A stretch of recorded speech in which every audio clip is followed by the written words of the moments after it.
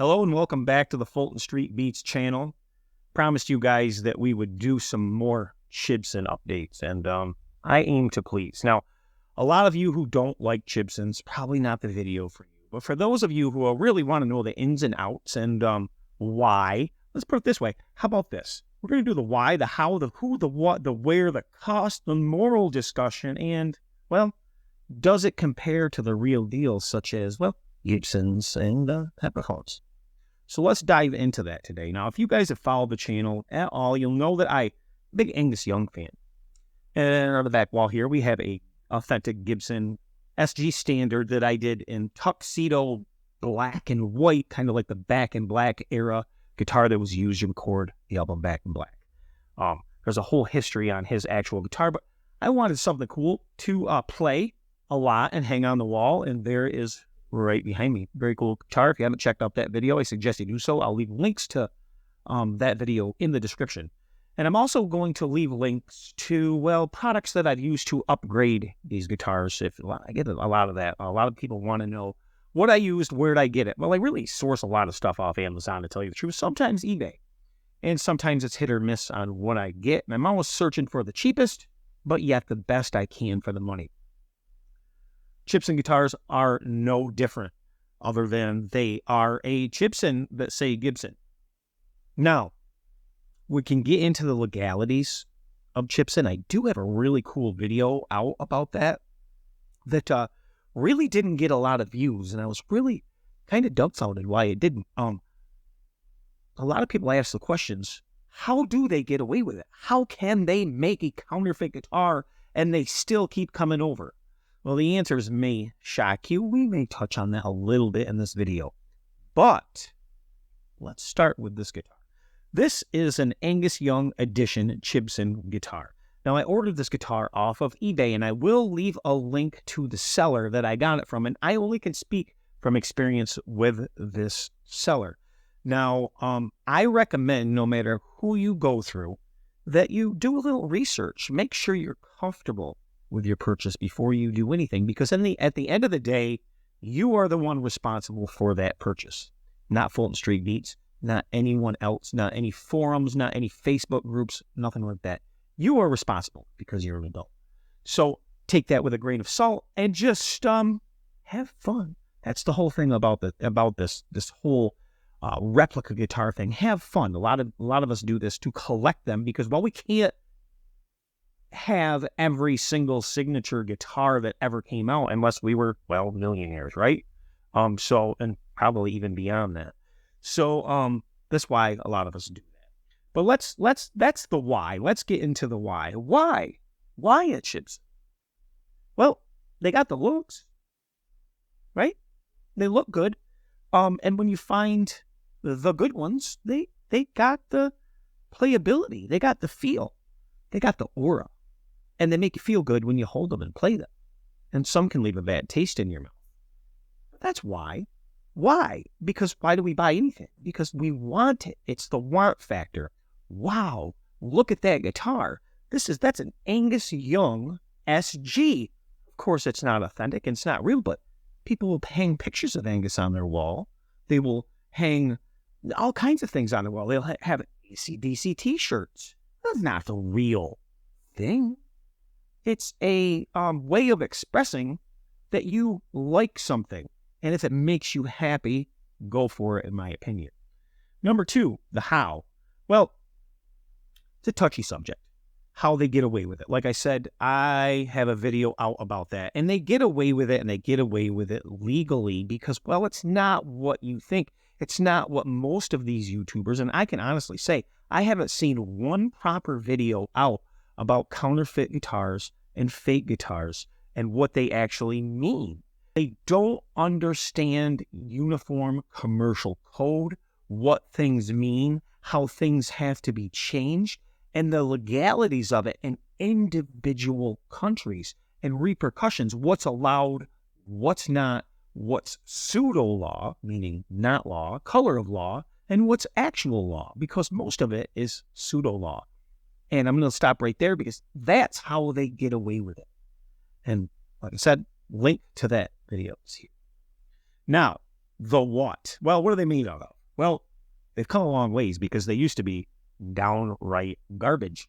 And while they've come a long ways, the last few that I have gotten have been outstanding. Now, this is a mahogany body. This is a heavier than your regular SG. And not because of what the material that they're using, but because, well, they've changed it a little bit and they're a little thicker. You don't know it when you look at it.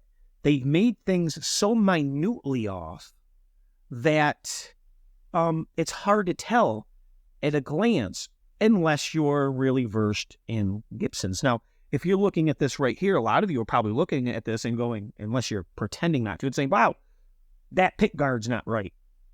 Well, surprise, the pick guard is right because this is a Gibson pick guard. I've done this. I've changed this guitar, and I've also relocated the switch. The switch would have been up here originally, and I've moved it to here, filled in, moved it to here. I've done a lot to this guitar. We've put the witch hat knobs on it, and very cool. And also, we have the Nashville ABR bridge on this guitar. So there's things that you can do to make them, well, look more authentic. Now, these are the things that I did. Why did you do it? Why would you want to make it look more authentic? Well, the same reason I purchased the guitar. I wanted to look more like Angus Young's guitar, and that's what I did. Now, the color of this guitar in this light is probably a lot brighter than it actually is in real life. This guitar is a deep wine red, but I set the lighting so you can actually see the guitar because usually it's so deep that, well, you can't really make it out in certain lighting. So I wanted to enlighten it a little bit, make it brighter for you. Finish on this guitar. Well, I happen to get lucky on this one, and I don't know if they're all like this now, but this one is actually, and we come to find out because I've shifted the guitar, this is actually a nitro finish on this guitar, which is really cool, which means it'll age in relic really, really well over poly. And I love poly finishes because they're glossy, they're beautiful, but this is really cool. This is also a one-piece body. That's right. This is a one-piece body over the Epiphone's two-piece body and over the Gibson SG Standard's two-piece body. So we have a one-piece mahogany body. We have the right to the neck, one-piece body, and that's better, in my opinion. Pickups that came in this guitar. Well, there were a two-wire pickup, and they sounded good. I won't shit you. They sounded good. Setup on this guitar was outstanding and very, very cool. The inlay work, I will tell you, is way better than my Gibson Standard back here. It's just outstanding. These inlays on this fretboard are amazing. This is a very dark fretboard. Very, very cool ebony look to it. What's it made of? I don't know, but we're going to call it ebony because it's black. Fret job, outstanding. Didn't need any leveling, didn't need anything like that. Now, this isn't a review of this guitar. We've already done that. But I just wanted to point out that sometimes you can get some ones that are very, very good. Tuners on this guitar held tune well. They didn't look the part. So what we've done is we've changed them and we've put some lockers on here. Now, these look, if you look at these look like your Grover Rotomatic lockers. They're not. These are Geiger lockers, and these are in nickel. This is one of their higher end. I'll leave links to all this stuff. They're higher end tuners, and they're not expensive at all. I want to say I paid right around $38-40 for them, maybe a little. This particular guitar came with a bone nut. They're not all like that. Keep that in mind. That was luck of the draw, and that's what happened. Sometimes I think they just use what they have in a bin, and that's what they go with. So you may get a two-piece body. You may get whatever. But I think, honestly, they use two-piece bodies because it saves on scrap wood, where if you're in production and you're trying to get something out quickly, one piece is how they go. Now, if they're mass-producing things, quickness is definitely a necessity, and it's easier to work with one piece than cutting a piece of wood in half or taking scraps and then molding it from here and there when you can just do one body, especially when it's probably CNC machine done like this one is. So upgrades to this guitar. Well, upgrades to this guitar, I've done a lot. I have put Epiphone, even though the pickups that came in, it sounded really good. They actually sounded really, really good. Very surprising. I've upgraded the pickups. We put Epiphone Pros in it, and this is a whole plug-and-play system in this guitar, and this has push-pull pots now. Also, plug and play, push-pull pots. Very cool setup. I'll show you the inside of this guitar in a second. And the switch is very solid. Everything is very nice. Like I said, we've done the bridge. I did a pickup surround on the bridge pickup, like Angus Young's. We're actually going to do, I have it sitting on the guitar behind me, the ST Standard, but it's not screwed down. And what that purpose of that is, and why Angus did that, was to keep his pickup level with the strings, instead of, because they get wonky. Gibson and Gibson, these pick guards, they get wonkier at an angle, so you can set proper hole height to your strings. That's why they did that. So modifications to make this work. If you're wondering, if you're going to take a guitar like this and you want to make it as close as possible, play as good as it can.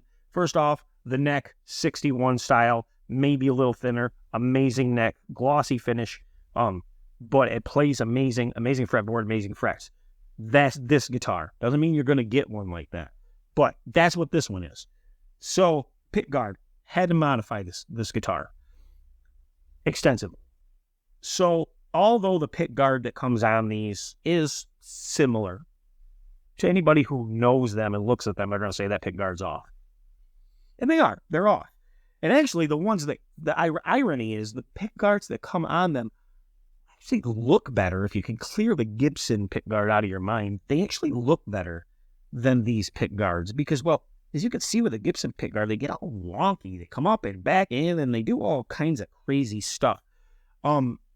Whereas the knockoff pick guard doesn't do that. It's more uniform, more tasteful to the eye. People say, I can't stand that pick guard. Well, you've been trained to like the Gibson, and I get it, because you want it to look like a Gibson. Well, this one does, because this is a Gibson. This is a Gibson 5-ply pick guard. And what I had to do was route out the cavity here to move this pickup back, because there is a difference. There is about, well, half an inch difference where you have to bring the pickup back. Yes, these are the differences in the guitars. So what I did is route out the cavity, so this pickup would fit. Then we mounted this, and of course we have the old, luckily it fits, the old screw holes are underneath from the old pick guard, because this pick guard is wider and also gives us another screw hole underneath the bridge. So these are an 11-hole pick guard on a Gibson versus the other pick guard, which I forget is either 9 or 10. So we've done that. ABR bridge, Nashville style. Did I fill in any holes to do that? No, I'd simply ordered a kit, and so we could use it. That's all. They make adapter kits. You just got to know what you're looking for. Make sure you mic everything. Know what you're looking for. Know your post hole size and all that jazz. And you can order them right up. As you can see, as per Angus Young, we have the intonation screws facing the bottom of the guitar, and that is the way it's supposed to be on his guitar. So we have done that. Now I couldn't do much about the jack placement here without ruining a finish and all that. And these knobs, although very close, are actually more symmetrical than the Gibson, which means from here to here, here to here, here to here, and here to here, they are all spot on, where a Gibson is not. So if you want to use Gibson electronics that are a one-piece drop-in unit, you can't do it on these, because two would go in and the other two would not. So keep that in mind. So definitely going to have to use individual pots if you want to use authentic Gibson parts. Thickness of the guitar. This guitar is thicker. This guitar is thicker around, but it looks the part. You don't notice it until you actually have another Gibson or Epiphone in your hand. You're not going to notice the difference. It's just so close. But yet, if you buy an SG case, this will not fit in the SG case, because there's a little bit of a body shape difference on the bottom that you're probably not seeing, because I can't even see it. They're that close, but an authentic Gibson case or a Epiphone case for an SG, it will not fit, because it's such a tight fit in those cases. This one simply will not do. So they are changed, and that has to do with a certain rule that they go by when making these guitars, because believe it or not, they're not trying to be Gibson. They're just trying to emulate or give the aura of Gibson. How do they get away with it? That's how they get away with it, because they're not exact. They're not identical. They're not in any aspect identical. They've changed things all over. When you add it all up, it's like, wow, it's not even close to a Gibson or an Epiphone. Other than that overall bling when you see it. Oh, and it's got an icon of the iconic horns. It's got the color, right? But yeah, they put Gibson on the headstock. But it's different. It's different. Sometimes they get very close in the logo, but then you look at the material that's in it. It's different. They changed literally everything, where anybody who knows anything about guitars is going to know that it's not real. If you handed this guitar to me right now, even in this state, I'd go, well, it's not a Gibson. First off, I can tell by the weight because it's got added material to the body. It weighs more. And speaking of weight, let's do that. Let's weigh this right now so you can get an idea here of exactly what this guitar weighs. So we are set at 0. I'm going to hang it by the tuners. For those of you who get cringe when I hang by a tuner, don't. So we're at 7.53 pounds on this guitar. 7.53, where we're around 6 pounds. We're about 2 pounds heavier on this guitar than we are on actually more than that, on a Gibson or an Epiphone. Yeah, the tuner thing. If you cringe, listen, if your guitar breaks and when you hang it by a tuner, probably don't want that guitar. Gibson breaks on you when you hang it by a tuner, you probably don't want that guitar. If I ever have a guitar break on me by hanging it by a tuner or a tuner ripoff, not recommend that guitar, because these guitars go through a lot in their life, and all guitars should if you're using them, and hopefully they last you. So, we get a lot of breaks in guitars and headstock breaks and everything else. Well, it's due to mishandling and misuse. If you have a guitar up against your wall, and you shouldn't have it that way, and it falls over and it breaks the headstock and they bitch the guitar is junk, no, you were just an idiot for knocking over your guitar. That's that simple. There's point of impact and there's weak spots and everything, and that's how it has to be because it's physics. But maybe you get lucky when it hits one time and it doesn't break. That doesn't mean that it's a better guitar. It just means that it hit at an angle where it didn't break. So something that needed to be said. Morals of a guitar like this. Well, slave labor. Okay. The slave labor thing. Come on, guys. If it's slave labor, put away your phones. Throw out your TVs. Never go into a store, a Walmart, a Kmart, anything ever again, online, Amazon, and buy anything. Get rid of your car. If you have that, if you really, really are feel that way, then you have no right to own anything, because everything has Chinese parts in it. Everything. Everything. Just about 99%. Everything, no matter what they tell you. For instance, Gibson owns Epiphone. Gibson owns Epiphone. Where's your moral compass stand with that?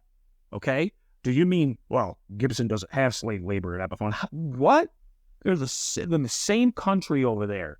It's a ridiculous statement to say that. And if your moral compass really prevents you from saying you don't like something because it comes from China, then you sit in your empty house. And I mean, I don't know what to say. It's the most ridiculous thing I've ever heard. And just say it was slave labor. Let's say it was slave labor.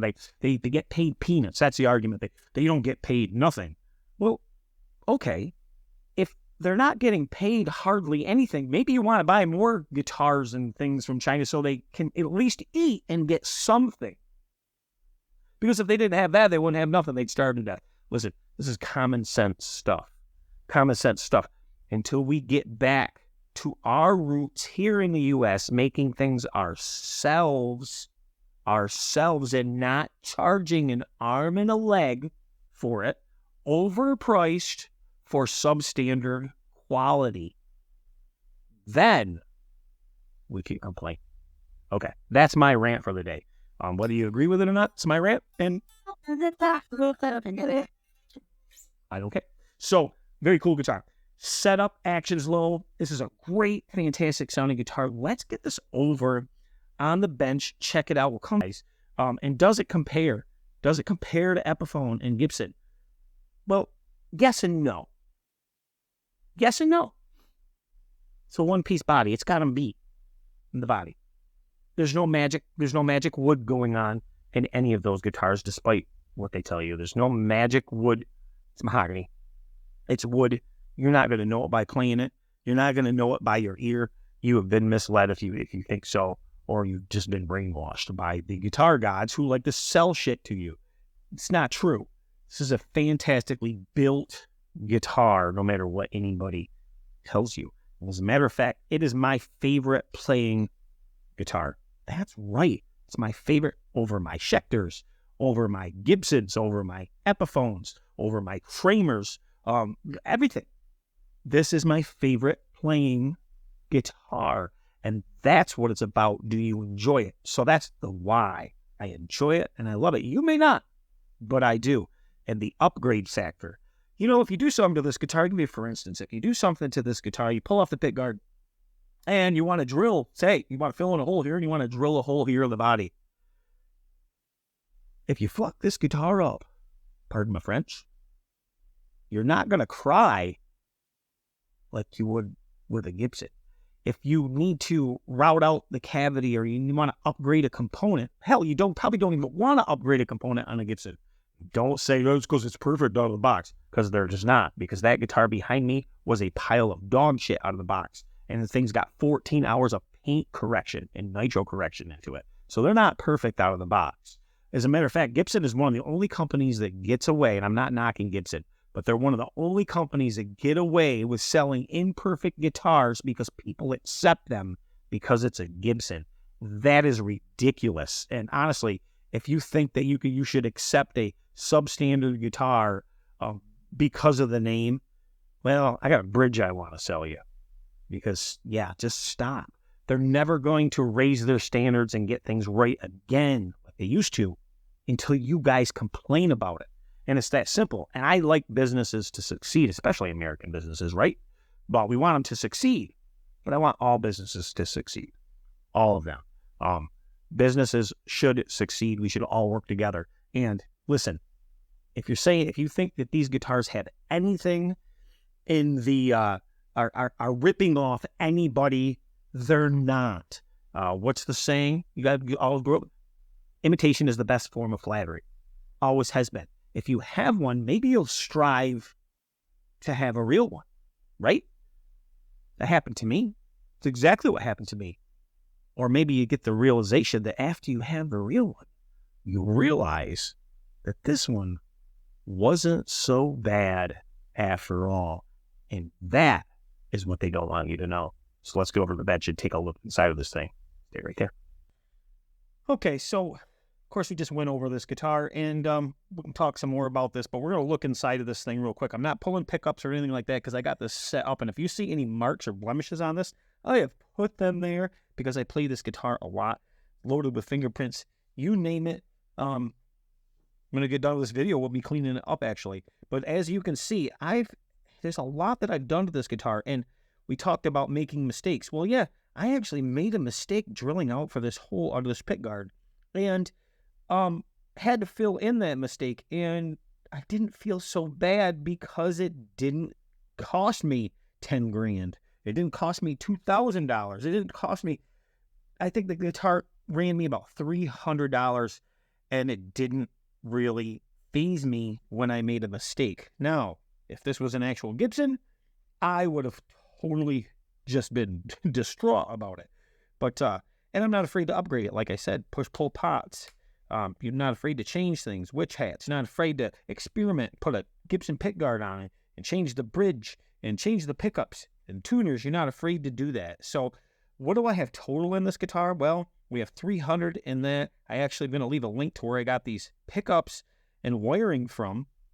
And I think I want to say I paid about $60, I think it was, around that, for the whole kit, a legit Epiphone wiring plug and play. Now, when I say plug and play, plug and play, yes, as long as it's not in a guitar, because that gets a little tricky. We also, by the way, used an authentic truss rod cover, so yes, they do fit also. And as you can see, the Gibson logo on this guitar is very well done, although it's not a deep mother of pearl like most. The logo looks correct, and the headstock is dead on to my, no matter what. That headstock's not right. Really? Let's do this before all you naysayers out there start that bull crap. These headstocks are identical shape, identical everything. You can put them right up next to each other. They're the same measurements from tip to tip. They have the same cut and indentation in the top. They have the same rake. Everything is identical from here to here, from here to here, from here to here, from here to here, from here to here. Everything's identical. So for the headstock connoisseurs, let's say it's not right. It is right, as well as the pick guard, because that is authentic Gibson. Now let's turn it over. And we're going to look at the back of this guitar, and there's our tuner's guy, by the way, guys. And of course, they got a lot of fingerprints on them too, but these are Geikers, and you can see how well and perfectly lined up these tuners are. And they were like that from the factory also, but you see I changed the tuner style. So I did drill new holes for this, but everything still was nice. The holes were right, so I could line up everything. And I just put the old screws where the other tuners were back in here. We did fill in the serial number because that's very bright and white. We did stain the inside of it to make it look more cool. And like I said, look at the body. One-piece body. Let's get in the back. And keep in mind, this is not stock electronics. This is aftermarket electronics by Epiphone. And you're really getting a lot for the money. And if you decide to get these pickups in electronics, remember these pickups, you can settle around a lot with the tone of these things. And as you can see, now this is just the stuff that I've done to the guitar. I always keep a record of what I do on these plates if I can. So these are the Pro Bucker kit, and there we go. Those are our Pro Bucker kit. And look at this, guys. So I decided to shield this guitar, very well shielded. And there's our full-size pot plug-and-play wiring. Very cool. Everything Epiphone labeled, done correctly. It works fantastic. I get no hum, no feedback, no nothing from this guitar. Problem is, the wiring that you get, you see the size of these connectors right here, you have to fit those through the cavity. And that is an issue because that means you got to get a long drill bit and drill to make it accept. Now, if you turn this plug sideways a little bit and stick it through, now this is just experience. If we decide to do this, you're still going to have to enlarge the hole going through and be very careful because you can bust the guitar finish on top. I suggest doing it from the pickup cavity down, being very careful with a very long drill bit that you could maneuver because you don't want to break through it. The angle is a very severe angle you have to get in there with, but you need to enlarge it so you can fit this plug through to the other side where you can plug it into this harness. So everything works as it should. It's wired properly. Very cool. And as you can see, there's not multiple holes where they missed or they're on the edge or anything like that. Everything fits nicely. And I did take the time to shield it while I was in there because, hey, why not, right? So very, very cool. And as you can see, we've actually added, maybe you've never seen the back, but we've actually added 2 more holes to this plate to make it look more legit, even though they're not identical or, exactly located where the original is. Now, I can't show you the original because when this guitar was made, the plates were a little different on the real Gibson versus the new SG standards. When I'm going to put a SG standard up here so you can see it, and hopefully I'll give you a look at this gorgeous body right here. I mean, it's a very sexy guitar, as this one is. So this is also my baby. I'm not knocking this guitar at all. And this probably got a lot of marks on it too because I play these guitars a lot. But as you can see, these guitars are very similar. I mean, very, very, very similar. When you look at these from the top, very similar. And you have to really get in to really understand the differences. When you hold these even on top of each other, they appear to line up perfectly, but they're off just enough where they will not fit in a Gibson case. Now, when we look at from the edge, this is where you're going to see the difference. And I hope I can get you in there. Maybe I can, maybe I can't. But the guitar on the bottom is much thicker where it tapers. It doesn't have as much of a taper, so let me show you this taper on this SG. See that taper? And then much fatter taper here. And the same thing on the horns all over, and that's where it gets its extra weight from. Now, the neck themselves, whew, man, they're so close, it's crazy. The neck themselves the thickness of the necks are, I mean, really, really just about the same. Not even worth mentioning the difference. As a matter of fact, playing them feels identical. Now, what's really funny, I'm doing this here and I'm feeling that I have a loose strap button. That's something that's pretty funny. Usually I check those, but of course, if we look at this one, they actually use a better strap button on the Chibson. Comes with a better strap button that's in nickel and it's not loose. So, I mean, that's a quality control issue right there, right? I haven't touched that. So that's definitely a quality control issue. But nonetheless, the Gibson's a very cool guitar. It sounds really good. It is authentic Gibson, and it's cool. And what did I pay for the name? I did pay for the name. I paid for the name. So when I present videos to everybody, we know what we're looking at when we're doing comparison videos. And there it is. Now, where to get these guitars? Now, this is the question, right? That is the question. Where to get these guitars? Like I said, my favorite place is eBay. Why eBay? Well, they don't sell them as Gibsons or anything, but if you look up SG, you'll find these, and they're not showing the headstock on them because eBay has policies where you can't do that. But, which is really weird because you can't copyright a name. A name is not, you can't copyright a name. That's like copyrighting your name. You can't do it. You can copyright the font, but you can't copyright the name. So a name is a name. A lot of people don't realize that. That's like me saying, hey, your name, my name, which is Mike, I'm going to copyright it. Nobody else in the world could ever use that name. No, but I could put my name in a specific font and copyright that. Hope that makes sense. So, anyhow, we could go to DHgate. DHgate sells guitars. I bought a few off DHgate. It's hit or miss, I'll be honest with you. AliExpress. The ones I got off AliExpress have been decent, but there's a lot of communication gaps between them. eBay is the best bet, especially when you're looking and you could find them and they're already in the USA. When it says USA shipping, they already have it in the USA in stock in a warehouse, usually coming out of California or New Jersey. That's the ones I buy. Why? Because if there's an issue, I can send it back. There's no problems. And the sellers, they all want good feedback. And I always communicate first with the seller to make sure they have it, to make sure I know what I'm getting. Does it have this? Does it have a feature you're looking for? Ask them, because 9 times out of 10, they know. And that's how I do it. So that's what I recommend. Do I recommend AliExpress? Well, like anything, or DHgate, like anything, individual results will vary on everything. But if you put a little research into it, a little time and a little effort, you never know what cool guitar you're going to get. And is this my coolest Gibson? No. My coolest is the Ace Frehley Gibson.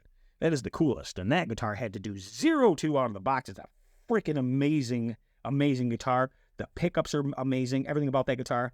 And every time I play it, I'm like, wow, I can't believe I didn't have to do anything to this. Did I have to do anything to this one? No, I just wanted to make it look cooler. And that's why I did it. And this guitar is a guitar that, as it gets beat up in ages, will look amazing. Where the Ace Frehley guitar, you want pretty because, well, that's a fancy, shiny, sparkly guitar. But that's my 2 cents on Gibsons. Listen, guys, we do a lot of guitar reviews here at Fulton Street Beats. We try to keep things very, very real and down to earth. We don't sugarcoat it. We say the way it is. If people like it, that's fine. If they don't, that's fine. But what you're always going to get here is the truth. And that's what I try to build this reputation of this channel on. It may piss a lot of people off to kind of live in la-la land, but that's what we're not. I'm not going to sugarcoat things. I'm going to keep it real for you because I think you guys, the viewers, deserve that. I think you deserve the truth and honest opinions. And remember, a lot of it's just my opinions, and you can have an opinion yourself, but please don't fight fact, because that makes people an idiot in the end. And that's my piece of advice for today. Thanks for watching Fulton Street Beats. And remember to hit that like button, share, subscribe, and it is rock and roll that makes the world do that twirly thing. Thanks, guys. Peace. Bye.